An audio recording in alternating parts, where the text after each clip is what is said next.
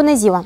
Ne aflăm în fața gimnaziului din satul Isnovăț, raionul Criuleni. În urma unei solicitări din partea administrației gimnaziului, Nano Market a decis să vină cu un suport material și anume materiale pentru renovare. Acestea includ vopsea pentru pereți, parchet laminat, plinte și produse pentru menținerea curățeniei. Aceste produse vor fi de folos în renovarea și pregătirea școlii pentru noul an.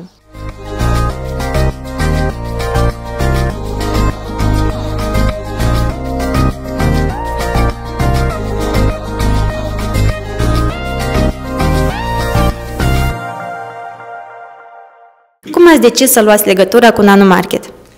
Pentru mine, magazinul Nano Market înseamnă ceva, fiindcă toată reparația din casă am făcut-o de la magazinul dumneavoastră. Și de aceea, lucrând la școală, am hotărât să scriu un mic ajutor din partea dumneavoastră. Și vă mulțumim foarte mult că ați fost foarte receptivi și ne-ați oferit ceea ce noi am cerut, adică. Da, din motivul că bugetul este mic, școala este mare, avem puțini copii, nu ne permite finanțele să finisăm reparația. Ceea ce putem, noi facem cu propriile forțe, dar neavând suma necesară, am apelat și la compania dumneavoastră și ceea ce vă mulțumim pentru ceea ce ne-ați oferit. În scurt timp, părinții, împreună cu cadrele didactice, vor începe procesul de renovare, iar noi suntem siguri că produsele noastre le vor fi de folos.